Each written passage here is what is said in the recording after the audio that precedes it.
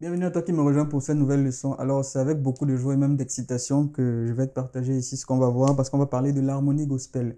L'harmonie gospel, c'est simplement comment est-ce que je réfléchis, comment est-ce que je fais des choix pour avoir une progression d'accords qui va sonner gospel. Donc, comment est-ce que je sais qu'à tel endroit, je vais mettre un quatrième degré en majeur, ou je vais mettre un quatrième degré en mineur, je vais mettre un septième en bémol, ou je vais mettre une seconde.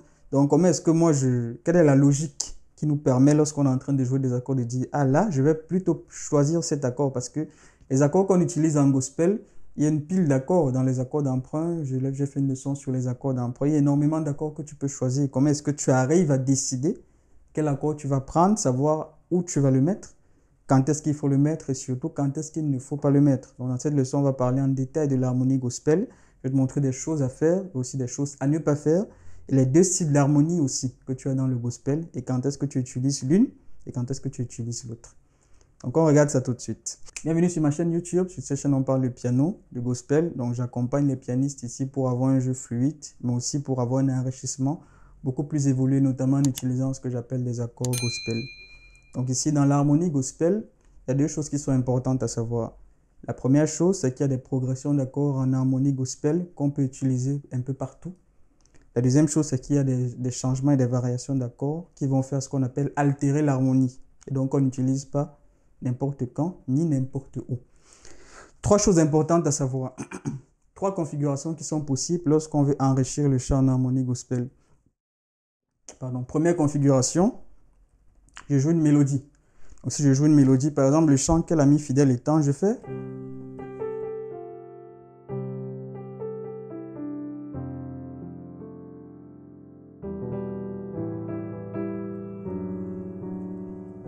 Si je joue en mélodie, en instrumental, donc il n'y a pas de voix, il n'y a pas de bassiste, il n'y a pas d'autres pianistes, il n'y a pas de guitariste, donc il n'y a que moi qui joue ma mélodie. J'ai la configuration la plus libre possible. Donc je le dis souvent, là c'est un peu comme si tu es chez toi, tu es dans ta chambre. Donc tu peux faire tout ce que tu veux. Tu peux mettre des accords n'importe où, n'importe quand, n'importe comment, tant que tu respectes certains principes que je vais te montrer.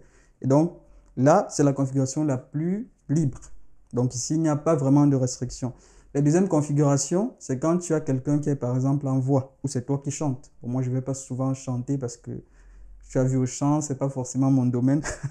Par contre, si je joue et que j'ai quelqu'un qui est en train de chanter, là, je suis beaucoup plus restreint. Donc là, je dis, c'est un peu une configuration studio. Donc c'est comme si tu es en train de répéter avec quelqu'un, tu as quelqu'un en voix qui est en train de chanter, quel ami fidèle et tendre, pendant que toi, tu accompagnes. Donc là, dans ce cas, il y a certaines choses que tu peux faire, mais il y a des accords que tu ne vas pas mettre parce que si, par exemple, je fais. Je ne peux pas mettre cet accord en septième bémol, c'est un si bémol que j'ai mis, n'importe où, n'importe comment, parce que si la personne est en train de chanter peut se dire, ah, c'était pas mal, mais d'autres personnes pourraient se dire, je n'aime pas trop l'accord que tu es en train de jouer. Donc là, ça va dépendre un peu d'une certaine sensibilité, ça va dépendre de qu'est-ce qu'on veut vraiment, quelle est la liberté qu'on se donne. Donc là, c'est un accord que je demande, par exemple, je conseille d'utiliser avec plus de restrictions. Il y a d'autres accords que tu peux utiliser beaucoup plus librement. Donc ça, c'est la deuxième configuration. On va le voir plus en détail dans la leçon. Ou dans ce cas d'accompagnement, il y a des choses que tu peux te permettre. C'est beaucoup moins restrictif, c'est beaucoup plus restrictif que la première configuration studio, mais tu as quand même une certaine liberté.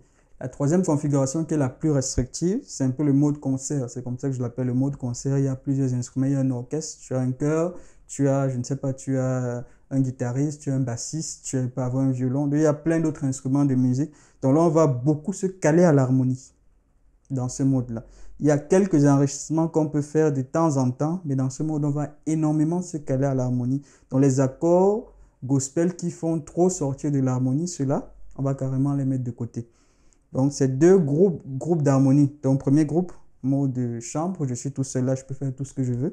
Donc c'est un peu ce que je fais dans mes instrumentaux. Si tu regardes les pianos que je fais sur la chaîne, là tu vas voir qu'il y a des accords que je mets à certains endroits et tu te dis waouh. Et ça c'est le mode de chambre.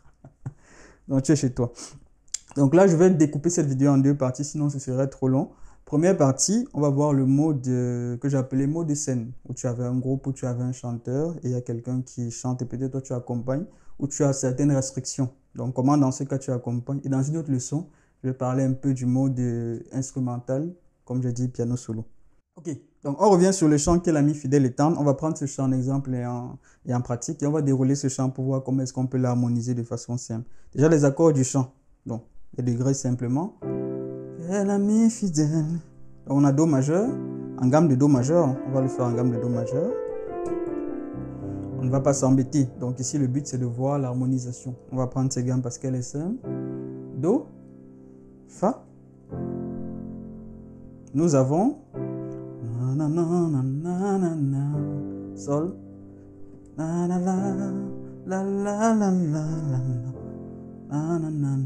Ensuite Do, Sol et ensuite Do. Ok, donc là, c'est l'enrichissement très simple. Tu vois, là, certains vont dire c'est plat, mais c'est déjà bien. Si tu fais ça, tu commences à faire des choses.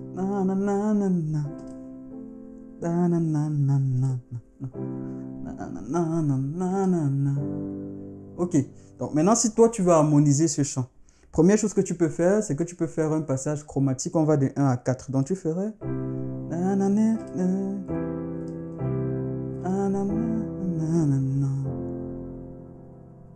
Tu vois, donc ici, donc Do, Do sur Mi, avant Fa. Et ensuite Do. Et ici, pas passage chromatique, passage par la relative mineure. Donc je quitte de ma note fondamentale, je passe au 6e. Et mon Sol, je peux lui mettre un Sol sus.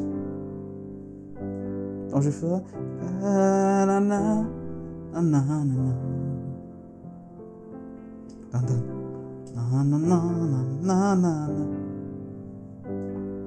Donc là déjà on n'est pas trop mal parce que j'ai mis ce passage chromatique, j'ai mis Fa. En passant je peux aussi couper par sa relative mineure. Donc ça fera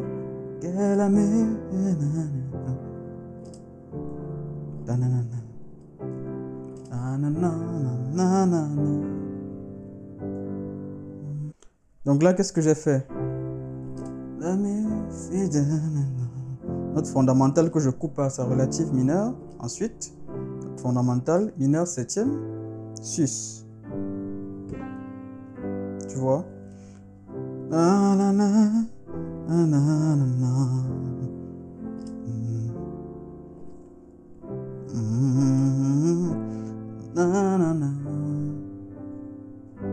Bon, déjà là, ça fait une première variation. Maintenant, la deuxième fois.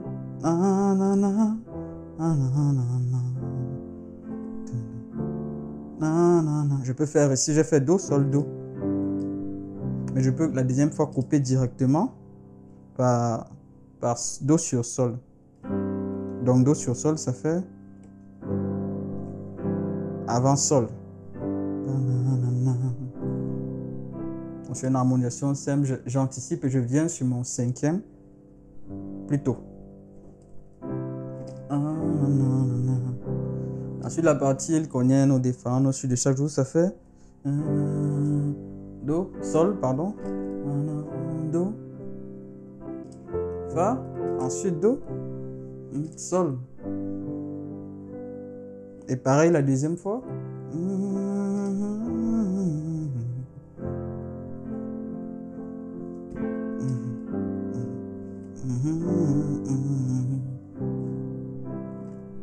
Donc ce que moi je fais ici, c'est Sol, ensuite Do, ensuite Fa, ensuite Do et Sol. Et après ça reprend, célèbre ses exigences, les chansons en amour. Donc je peux faire... Et maintenant ici, quand je suis en train de jouer en harmonisation, je peux faire une harmonisation avant d'arriver à Do. Je fais aussi un passage chromatique. Mais ici, plutôt que de jouer Sol, je peux changer ici mon Sol pour passer par mon diminué.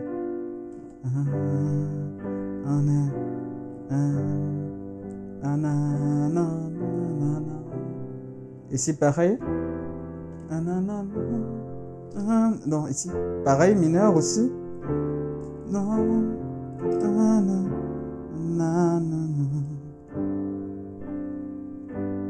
Donc tu vois, non.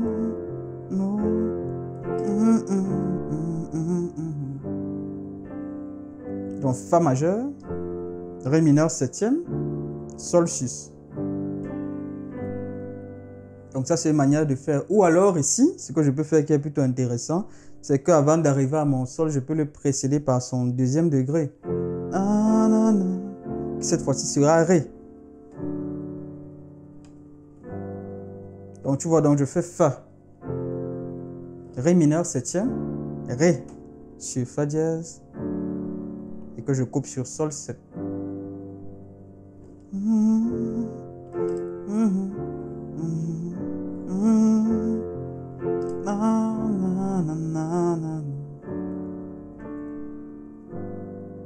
Tu vois? Bon, je peux faire cela. Donc Ré sur Fa dièse avant Sol 7. Pardon. Là, ça commence à donner une harmonisation plutôt intéressante et je reprends.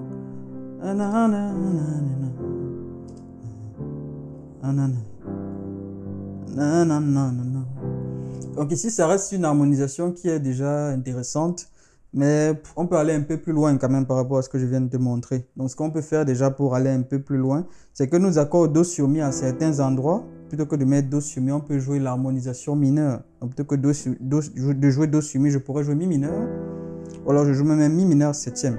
Donc je joue Mi à la main gauche et Sol à la main droite. Tu vois? Par exemple, la partie qui fait... Tu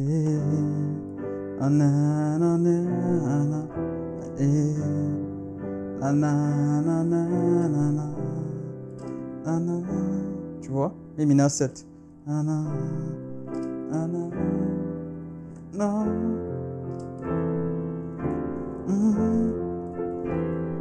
Tu peux faire un passage ici.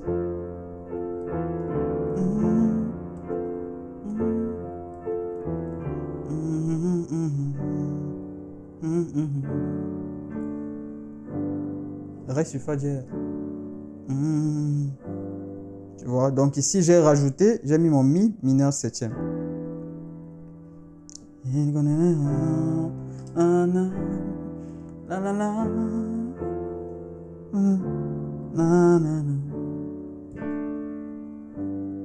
Donc qu'est-ce que j'ai fait ici? J'ai fait une progression en basse pour arriver à ma seconde à mineur qui va passer sur ma seconde à majeur avant d'arriver à mon cinquième degré. Tu vois, Ré mineur, Ré majeur, Sol majeur, Sol septième. Donc ici, on commence déjà à avoir une harmonisation très gospel parce qu'on utilise la seconde à mineur, la seconde à majeur. Donc une harmonisation un peu différente de l'harmonisation de base parce que dans ta gamme de Do, tu n'as pas de Ré majeur. Donc il commence à avoir ce Ré majeur là déjà. Ça donne certains accords et en plus tu peux le mettre en septième si tu veux. Septième, ça signifie rajouter cette note. Donc ça fait...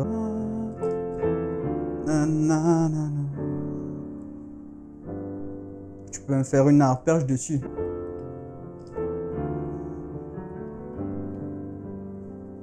Donc là, par exemple, j'ai fait une arpège.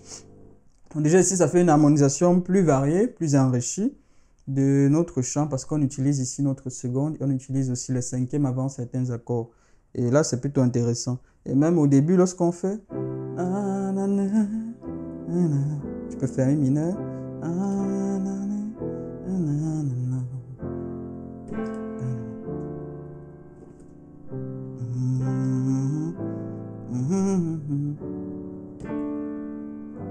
Tu vois, donc plutôt que de passer par mon sus, je peux faire la même chose. Je passe par la seconde.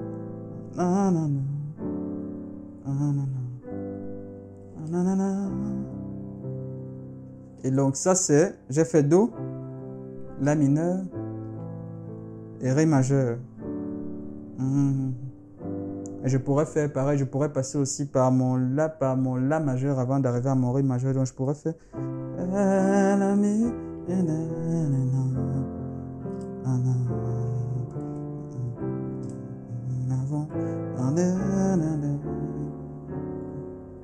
tu vois, donc je fais Do, La mineur 7, La 7, Ré mineur 7.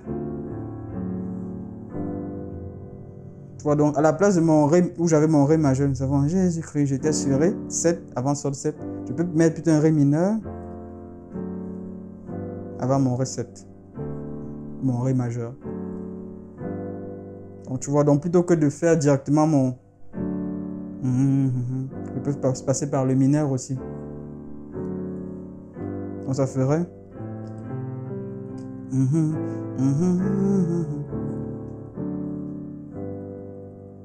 C'est intéressant là. La mineur, donc ici Do majeur, La mineur ici, ou La mineur 7.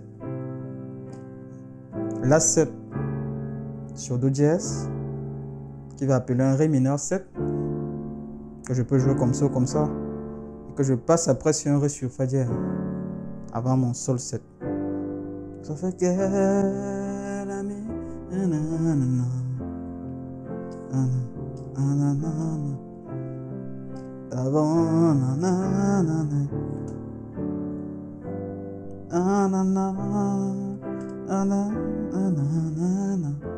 Do mineur, Mi mineur septième. Fa. Et ici, je peux utiliser même une variation qu'on a vue à certains endroits. Je passe par mon Fa mineur.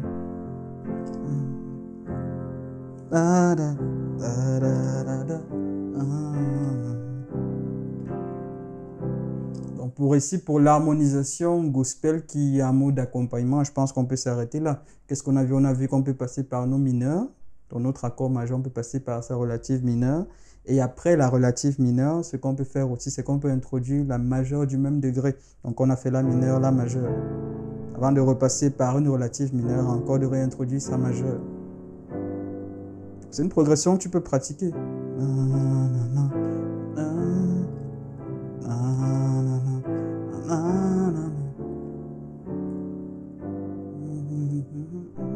Donc là, c'est très joli. On sent déjà un peu le goût gospel, mais tu vois, on n'a pas perturbé l'harmonie parce qu'on est resté sur les degrés de la gamme qu'on a simplement précédé par des relatifs mineurs quelquefois ou par des accords en cinquième. Donc c'est pour simplement comprendre que lorsqu'on parle de gospel, il ne faut pas toujours se dire qu'il faut rajouter d'autres accords. C'est vrai que par moment, j'ai fait Fa majeur et ici l'accord emprunté. Mais c'est un choix, c'est pas obligatoire. Ok, je laisse avec cette leçon. Dis-moi en commentaire comment tu trouves la leçon, si c'est utile, si c'est pratique. Je serais content d'avoir ton retour. N'oublie pas de laisser un j'aime et de partager cette vidéo autour de toi. Allez, à bientôt et pour la suite.